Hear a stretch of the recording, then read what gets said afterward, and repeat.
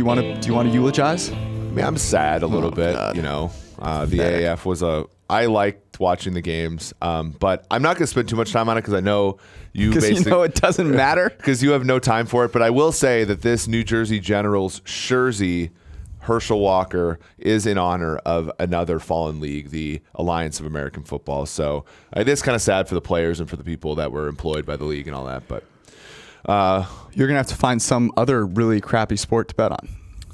Yeah, that's true. So baseball. Here's a legitimate question, though. Crappy sport. Okay. Are there any players from the AAF, because you watched every minute of every game, who you would expect play a role on a team next year? That's a good. I would say there's probably 10 players who end up on a roster, and then probably 4 or 5 that end up having roles. So like Charles Johnson of the Apollos was a starter with Minnesota. He ended up being pretty good. I would say Rashad Ross, he's young. DeMornay Purcell from Nebraska, he's only 21 years old. I think folks will like him. And then a lot of like the offensive linemen are in short supply in the NFL, right? And like the key we wrote an article about it this week about how to project offensive linemen from college to pro. One of the things that we don't know is that we just don't get reps for a lot of these guys. Right. The 5 offensive linemen play every snap of every game. And so I do think like there were folks that, sort of impressed there that will get a shot. Demontre Moore is a defensive end. I think he'll get another shot. Carter Schultz as well for Salt Lake. So I don't know. It was, like I said, I don't think the football was great, but I do think that it was entertaining, and there will be some positive externalities for the NFL. The most entertaining thing that came out of the AAF was the Charlie Ebersol Dan Patrick interview. Watching those in hindsight are pretty hilarious, man. Cringe. It's like the Roy Firestone interview of O.J. Simpson. Wow. Hey, that's a great reference.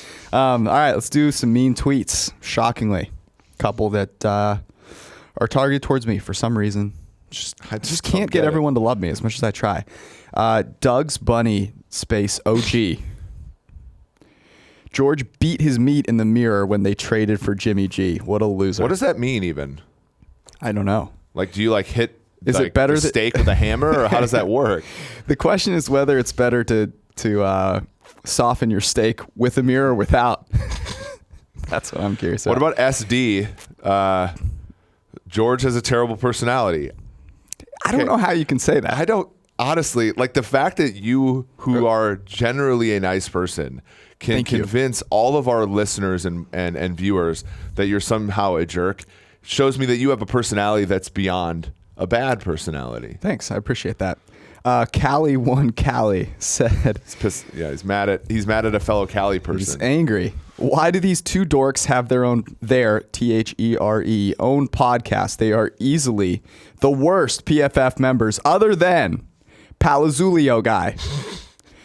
Like, how are you going to say the Chiefs are going to get 6 wins next year? Question mark, exclamation point, question mark, exclamation point. The Chiefs might win 6 games in their own division next year, let alone 6 total. I don't know what this guy's listening to. But here's the great thing that came out of mean tweets. Not a single one talking about you looking like Seth Rogen. Or Seth Rogen's fat cousin, which was a good one as well. When you retweeted the picture of Seth Rogen and said congratulations, your mother liked that tweet. The best part about it was a tweet that said, like, Seth Rogen's making lots of money on his new cannabis business. and my mom liking that is pretty funny. Your mom knows how to use emojis on Twitter better than I do. So congrats. Yeah. Anyone who has a parent that loves to use the cell phone knows that they gravitate to the emojis. Oh, that's great. Questions from the dark web brought to us as usual by Sampo Ranta. The weather is warming up, which means that Sampo Ranta, a sparkling water for men, finally men, is here to keep you cool. And with that, their flavor for this week is childish cheese curds for when your coach eats steaks while getting a massage and your QB hates his family inside and outside the locker room. Grab a Sampo Ranta childish cheese curds and enjoy the Wisconsin summer. Are we going to talk about that article, by the way? Let's do that after we talk about this question from @SuviBoy. We said we would discuss this last week, so we're going to actually do it, which means that we're like 1 for 50 on saying we're going to do something. Yep. which is pretty good. For a certain team looking to win now in a draft that's not particularly deep, it might be best to trade up everything for top 50 picks. For a team looking to rebuild, stocking up may be a better strategy. For other teams, I'm not really sure. There are so many factors in play. We talk about this all the time. Trading down is usually a smart play because teams will overpay to get up and get the guy they think is actually going to be a stud. The fact of the matter is most teams, actually all teams, are basically the same, and the best draft day asset you can have is humility and not thinking that you know what's going on. But he makes an interesting point here. Top 50 isn't necessarily trading up to, number 5. What he's saying is there's a certain sort of place where value kind of, plateaus. Yeah, levels off, plateaus, right? like the reverse of that. So I don't know. What is your thought on this? Yeah, I mean, so there's a couple things. So a team looking to win now, I always sort of think about the 2018 New Orleans Saints, a team that was on the doorstep in 17, got unlucky in Minnesota, trades up for Marcus Davenport, and yet and gets unlucky in New Orleans. 2019 New Orleans Saints are, I think, their probability of winning the Super Bowl is lower now than it was at the doorstep, but they're still a contending team. Sure. And yet they don't have picks in the first round now. So there's never this assurance that this is the last season of your window. So I think that's a little bit of a misnomer. On the other side, though, I do think people overvalue picks in rounds 5 through 7.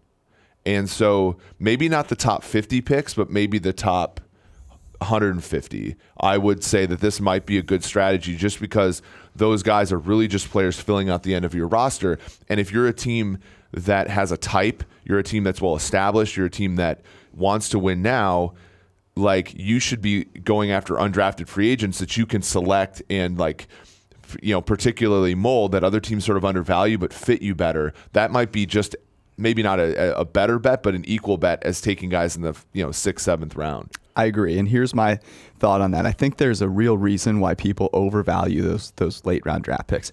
We did that within company draft. Yes. Remember that last year? And I, for one, did not want to waste my time picking guys in the 6th and 7th round. And I was like, it'd be really hard to unload these. No one will care.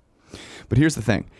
There are so many, kind of unsung guys out there that have athleticism. They're big. They made some highlight play that some scouts saw or whatever. There's a bunch of guys at that back end that people get sort of enamored with and want to take long shots on that you can sell off these 5th, 6th, and 7th round picks. And people are like, you know what? I've seen this diamond in the rough. We need to accumulate these so that we have a chance to pick them. In reality, it's the same as at the top of the draft. You have no freaking idea, and you may as well just sign guys in free agency. So I'm totally with you on that. But I'm still not trading up, into the top 20 a lot or into the top 30 a lot. They're the product of internal dynamics within teams, right? Because scouts wanted on their resume that the team drafted their player, even if it is in the 6th round. The trading up thing. So 2 seasons ago, when we were first starting to study this, people asked about the Dalvin Cook trade, right? And how we had Dalvin Cook as a top 10. This is before we got woke about running backs, but Dalvin Cook was a top 10 prospect in our big board, and the Vikings traded up to 41 to take him. And I would go on these podcasts and people ask me about the Vikings doing that, and I said, well, it doesn't make sense to trade up unless you think Dalvin Cook is the 9th best player in the draft, in which case you're getting a value. Now, Dalvin Cook's the classic example. While that view is faulty, right? Because Dalvin Cook, despite all of his talent, what has beset him? Injuries, right? The fact the Vikings offense was not very good last year, so Latavius Murray being generational, taking away carries. So you may think that you know at this time of year, but you just don't. You just don't. There's no sure thing. Funny. Quentin Nelson was not a sure thing. I know he was great, but he was not a sure thing. Mike McGlinchey's not a sure thing. Jonah Williams not a sure thing. All right, we're moving on. Nick Bosa, they're not sure things. We said we weren't going to talk about this.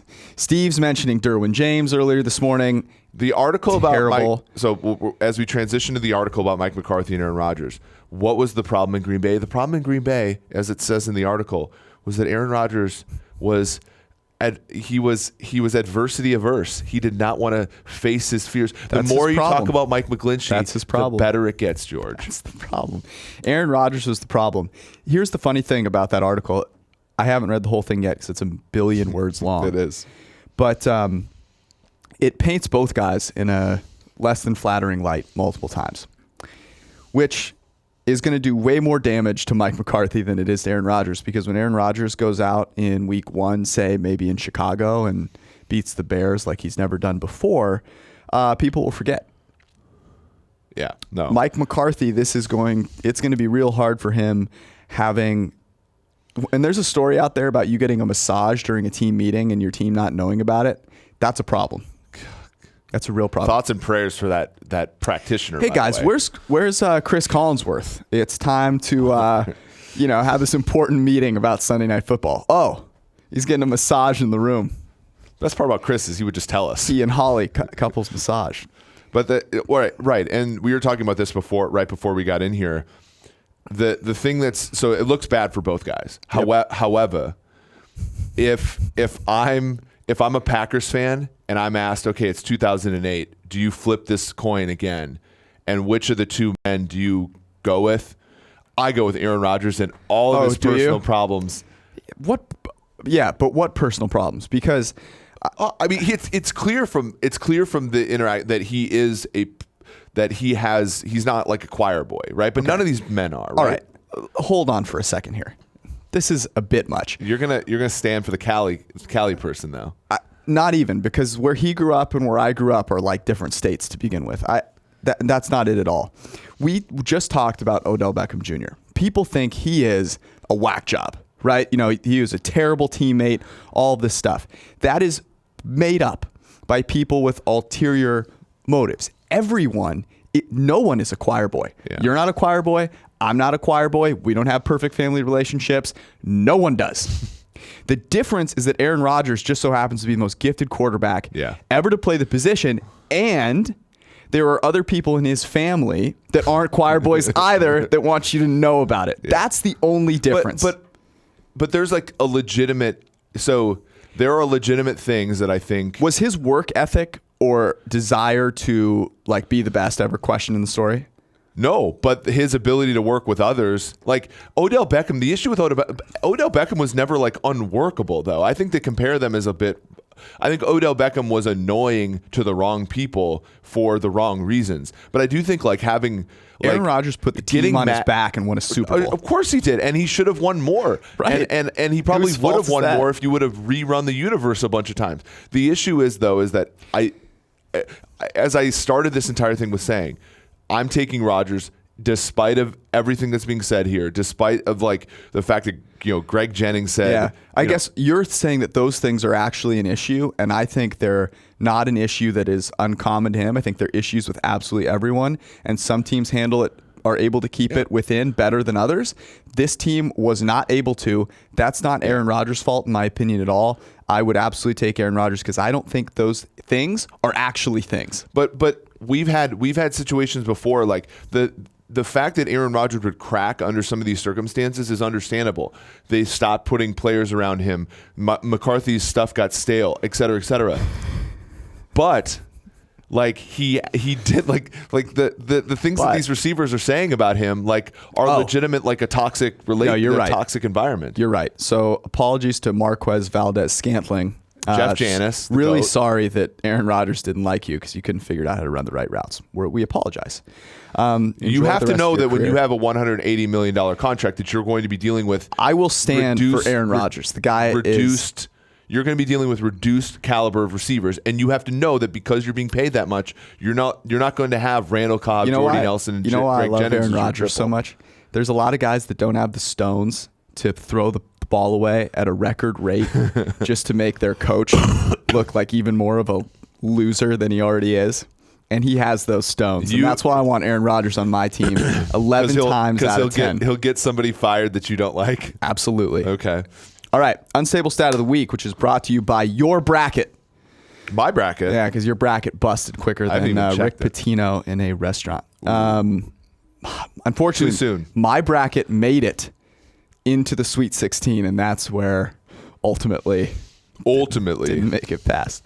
We're going to talk about passer rating on third down. Everyone loves third down. Unfortunately, third downs are super unstable, particularly if you look at something like passer rating. We hark on passer rating a lot because it ignores things like sacks. It also ignores things like running. So passer rating in general is unstable, but when you look at it on third down, it's particularly absurd. Overweights interceptions, overweights touchdowns that aren't necessarily the result of great quarterback play. So I'm going to read you the list of guys that had the best passer rating on third down last season. It's interesting. Russell Wilson, 113.7. Pat Mahomes, 113.2. Drew Brees, 108.8. Jameis Winston, 107.7. Eli, not done yet, Manning, 106.0. Those are your top five. So what? Eli's back. Right. So are we going to take away from that Wilson, Mahomes, and Brees aren't that good? Can we do that just by looking at that data point? That they're not better than Wilson as passers. Well, like, am I going to say, Wilson, Mahomes, and Brees, they weren't actually that good because they, I wouldn't expect them to be that good next year because they played well on this unstable No, but what metric. you could say is that their offenses might not be in the top 5 in the NFL, just based upon random noise. So, what if we look at something that, say is stable?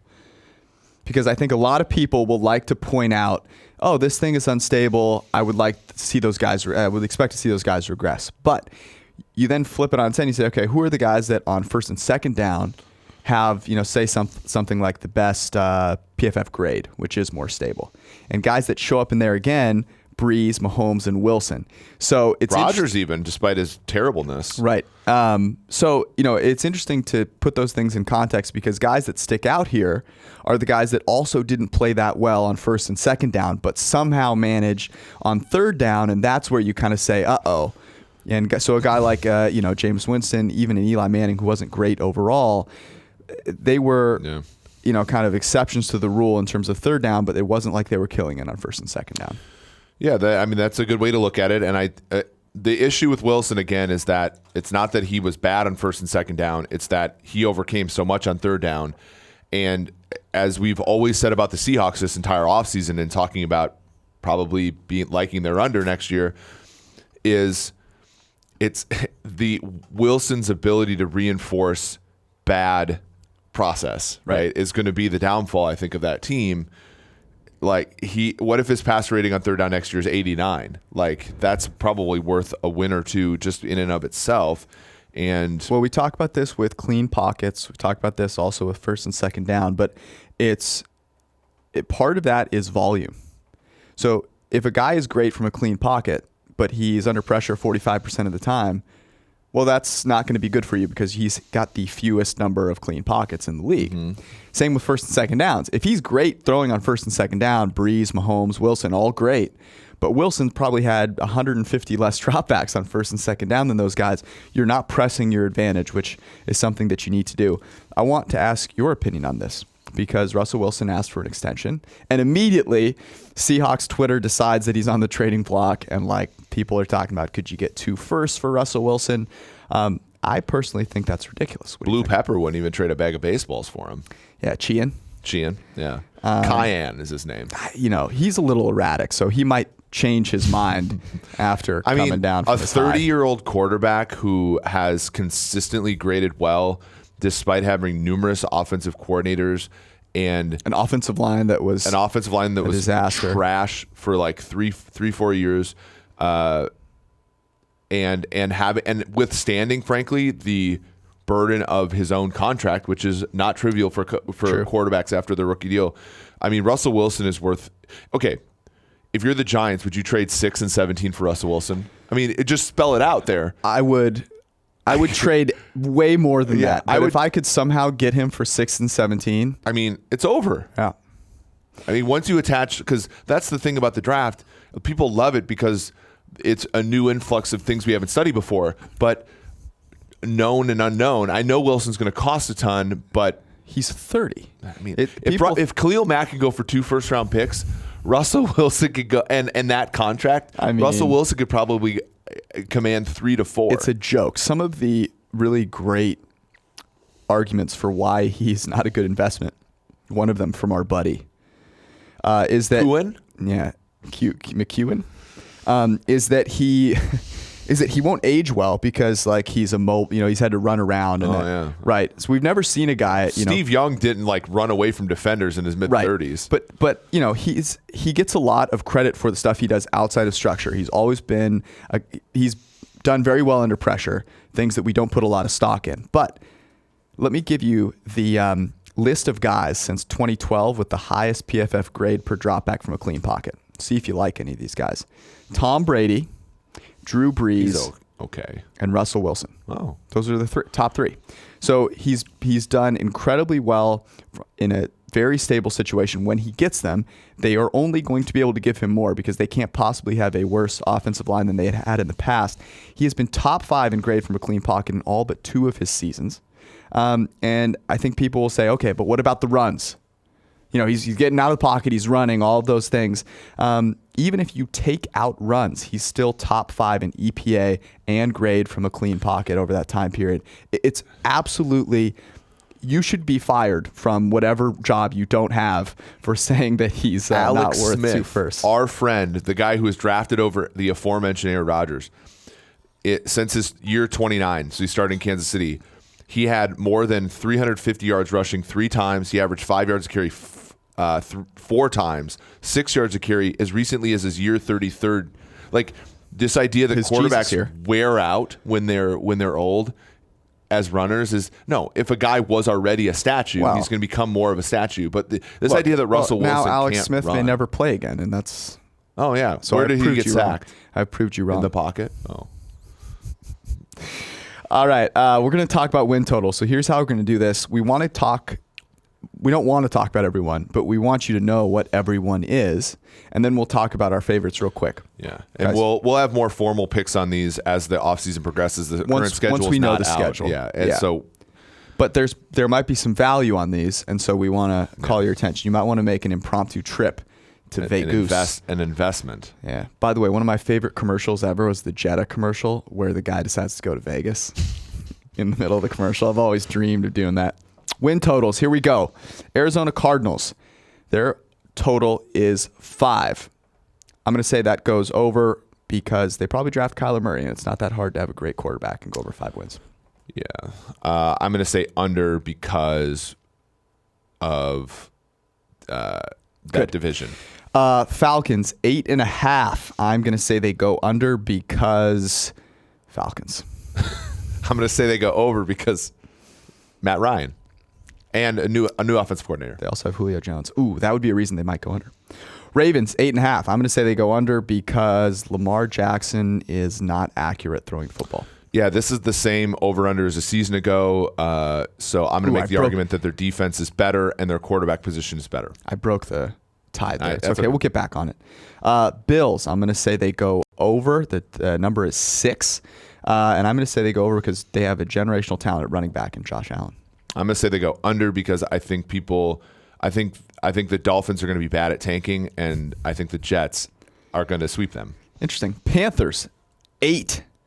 I'm going to say they go under because they probably still won't be able to cover well enough. I'm going to say they go over because Falcons. Ooh. Bears, 9.5. Is that you? I have nothing. Oh, for the over? Yeah, it's an under. I mean, this is Jacksonville of 2018. Look, if Bortles North can run it back like he did last year, look out. Bengals, 6. Is it my turn to go over under? You're an under right now. It's going to be tough, because it's our hometown Bengals. But I just think this may be the end of the road for Andy Dalton. Interesting, because in your list of quarterbacks, Andy Dalton was the fourth highest graded quarterback on first and second down. He actually had a good season last year, and I think if he stays healthy, they will get to their customary 7.5 Bengal wins. I had to pick something. I know.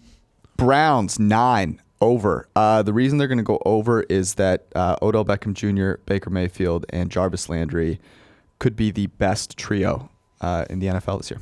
Yeah, they call them the triplets. The Browns, I think the under is in play because I think Pittsburgh's being undervalued right now, and I think the Ravens are still to be contended with. Cowboys 8.5. I'm going to say they go under because, well, quite frankly, Dak Prescott I think has been overrated because of the situation he was in his rookie year. If they go over this, which I agree they probably won't, it's because they rally behind false accusations of Jason Garrett on the internet. That was an amazing accusation. What are you saying, bro? What an idiot. Like, for all the crap Jason Garrett gets, come on, man. Of the a million things you could rip him for, that, really? Yeah. Denver Broncos, 7. I'm going to say they go under because their best quarterback is their president. Oh, yeah. So they go over because they can still cover, and Chris Harris and Bryce Callahan are good players in that secondary. The Detroit Lions, we're going to talk about them a little bit more at the end of the podcast. I'm going to say they go over because they draft a corner.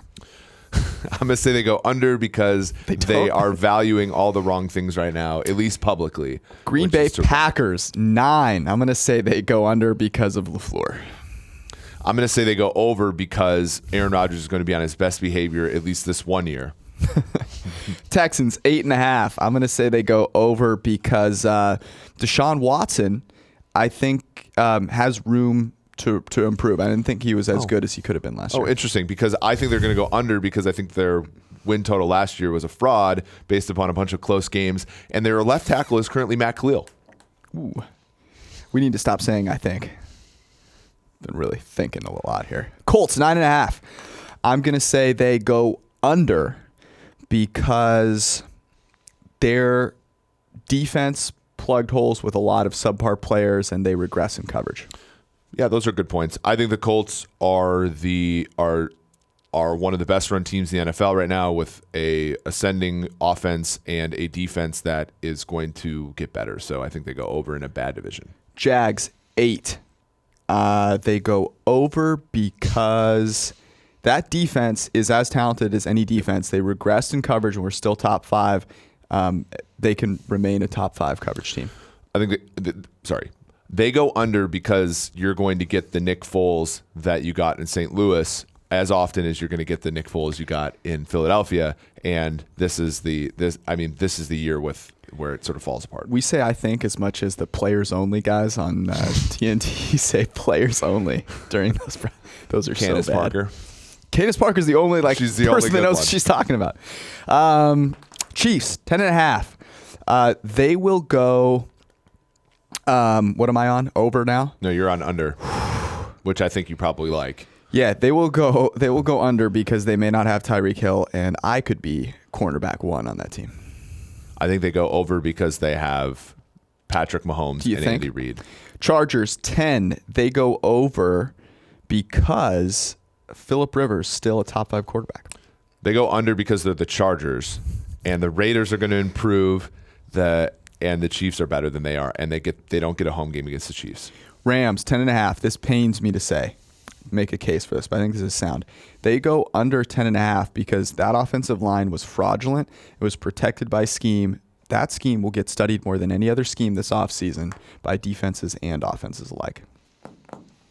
I think they go over because Zach is a brilliant and up-and-coming quarterback. It's an easy one. They have a fantastic coaching staff.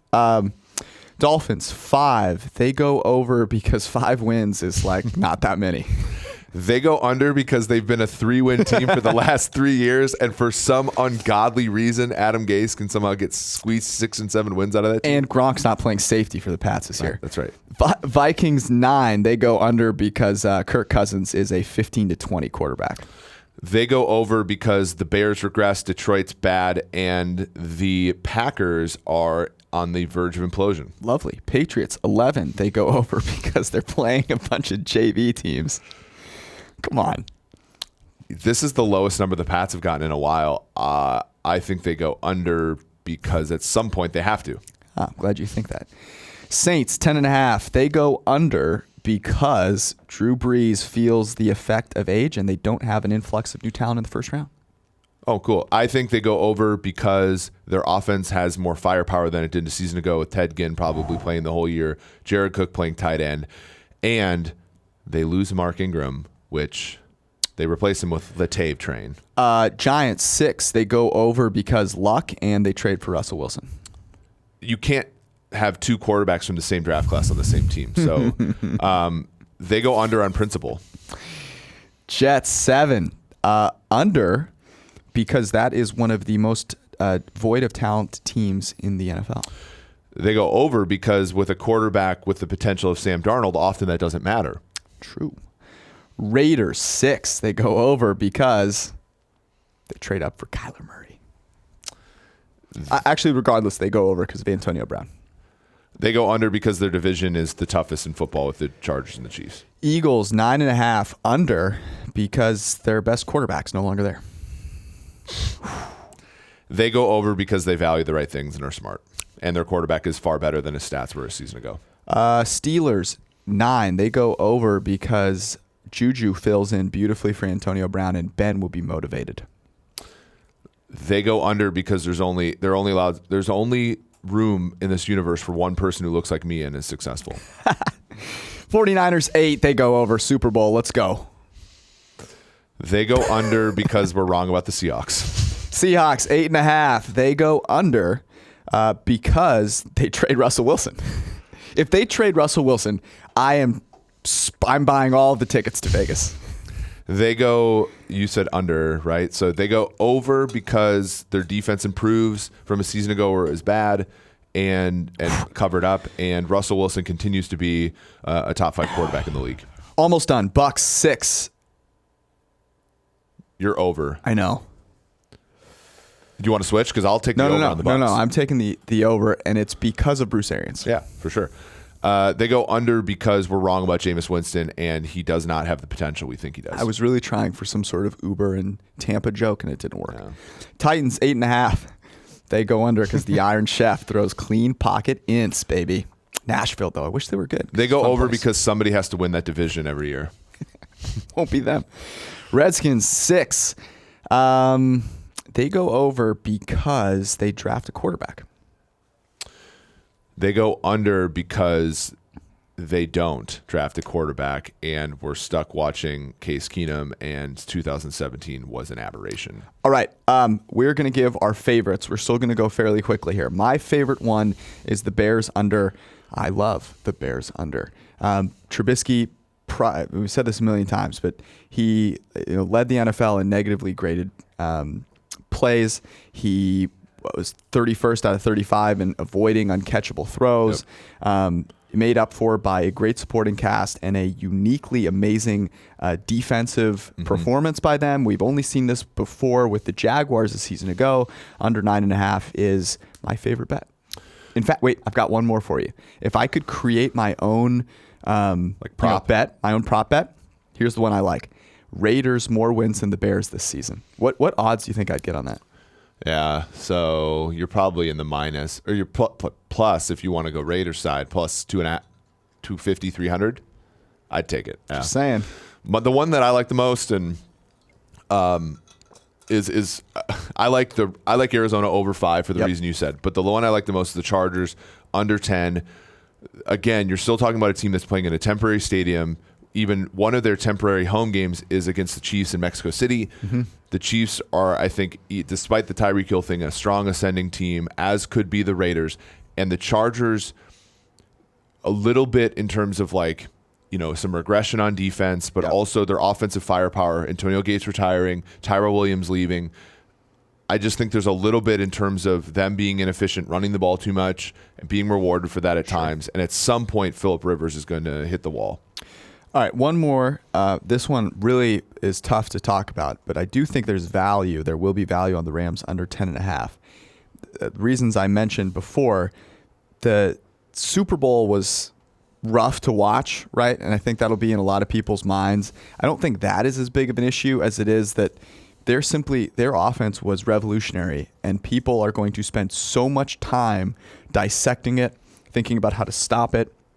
And as great as Sean McVay is, I do think he built that system to take advantage of the things that Jared Goff does really well, and the things that he doesn't do really well. When they have to do those more, it really shows.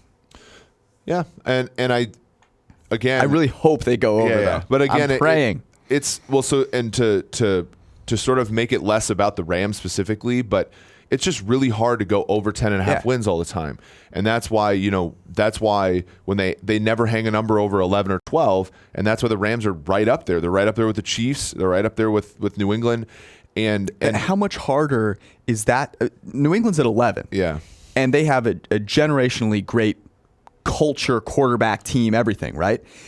And they're downhill because they play the AFC East, right? They're playing a bunch of terrible teams. The Rams have to play some potentially Super Bowl contending teams in their own division. Yeah. Kyler Murray comes in there like it could be a really hard road for the Rams. They could win 10 games, and that could be a real achievement for them, and they could still make a run in the playoffs. Well, because here's the thing.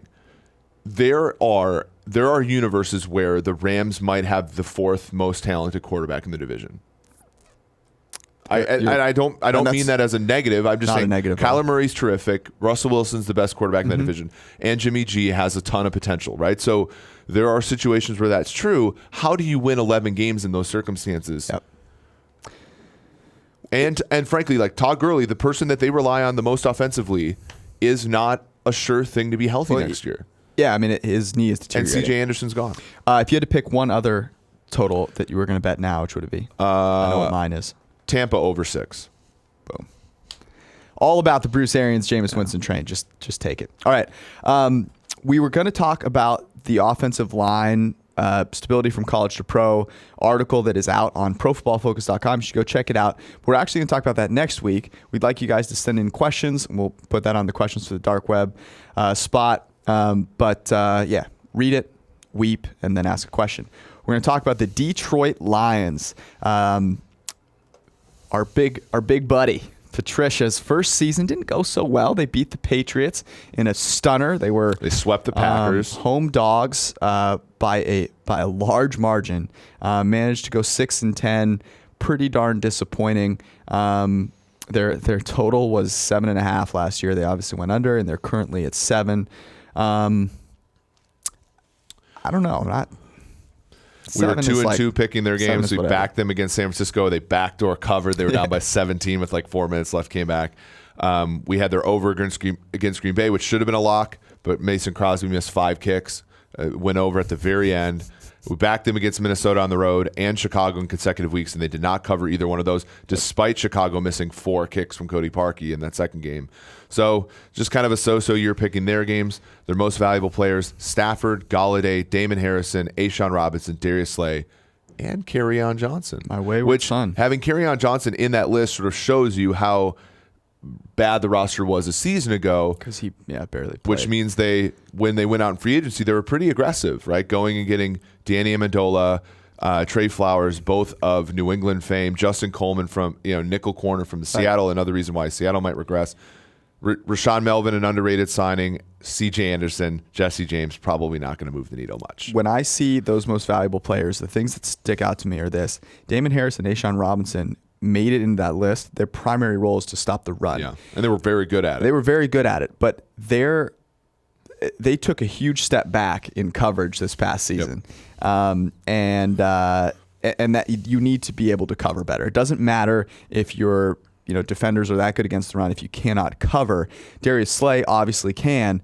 Only the Niners allowed a higher EPA per slot target than the Detroit Lions. So with that pick that they have, I know that on our current mock at profootballfocus.com, we've got them taking Greedy Williams. I could not like a pick more. I think that's fantastic. Yep. That if their coverage goes from bottom half of the league to 10 to 15 range, that can be a huge bonus for this team that should have the tools with Golladay and Amendola, and Stafford, who is grossly overpaid but not a bad quarterback, to do some things. Yeah, and the thing is you look at what moves the levers for teams. Defensively, they were 25th overall in EPA allowed. Yep. 17th against the run, which is fine, but 28th against the pass. That's really pulling that 25th number up to where it is.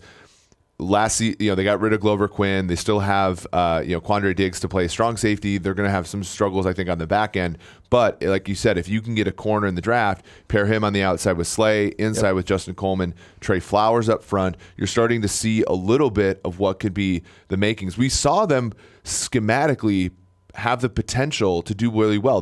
Their scheme defensively was the thing that the Patriots used as the blueprint for the Super Bowl. They just need personnel to sort of come in and actually be able to execute it. But they were very much on the cutting edge of being able to stop the Los Angeles Rams last year. Well, that's the silver lining. So I think they overpaid for Trey Flowers. Yep. That being said, I don't think it was that bad of a signing, and here's why. We talk about this a lot. If you are going to go out and sign a coverage or a pass rush player, coverage is something that is very valuable. It's more valuable, but it's less stable. You're less likely to actually get a return on the huge investment that you make. Trey Flowers, there's a pretty darn good chance that he continues to be a solid pass rusher. So maybe you overpay for him, but at least it doesn't have bust potential. And what it does is it allows you to now go take some shots on a Greedy Williams, who will not command as much of that salary cap, is certainly less of a known quantity, but has the potential to really improve your team overall. So that's the silver lining. I don't think it's that bad of a signing. I do think they overpaid for him, but there were certainly worse signings out there. We always talk about this, but what do you think? So right now, DeAndre Baker, Greedy Williams, Byron Murphy from Washington. The fact that there are 3 corners who are good in the draft, does that what appears to be a market that is drastically loving the interior defenders, the edge guys. Does that mean moving back to like 12 or 15 is the smart move? We would say yes, because you're going to get one of those Think 3 about corners. This. What if teams pass on quarterbacks and all of a sudden you've got a situation where the lines are at 8?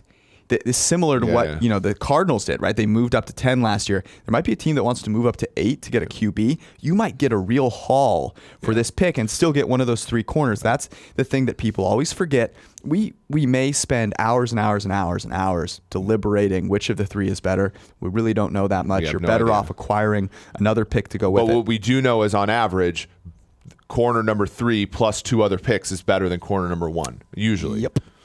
Okay, here's something that I want to talk about with the Lions, because it was much talked about this offseason. Look, they need to run the ball better.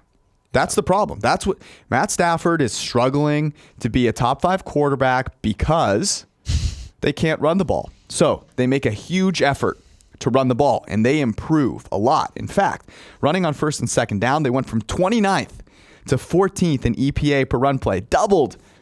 It's still negative EPA, but let's leave that away for now. Almost a yard more per play on first and second down runs last year. What do you think happened? Their offense was less efficient. Yes.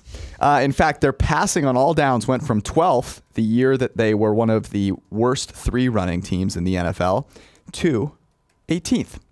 Shocking that it didn't help that much. Overall, they went from 14th to 20th in offense, despite drastically improving their run game. I don't think I need to say anything else. Yeah, and so the interesting thing is out is Jim Bob Cooter. Yep. And in is Darrell Bevell. Now, Jim Bob Cooter, I'm actually looking this up. Last season in our coaching ranking, he was about middle of the pack. Yeah. I believe, and I have to just check this in a second here, I believe that ranking has gone down in many ways because of running the ball in second and long is going to yield a worse than expected offensive outcome, especially given that for all of his limitations, Matthew Stafford is a pretty good quarterback. But he needs to be put in situations that make him better. Running on first and second down, we're not putting him in situations to be effective. We saw that when he was sacked like 10 times against Minnesota, Chicago, all that. That ain't it. That ain't it. We talked about unstable stat of the week. Yeah. 2017, Matt Stafford, passer rating on third down, 110.7. 2018, 76.8. I'm not very acute at arithmetic in my head, but that seems like a large drop. EPA per passing play on third down went from 0.1 to negative 0.1.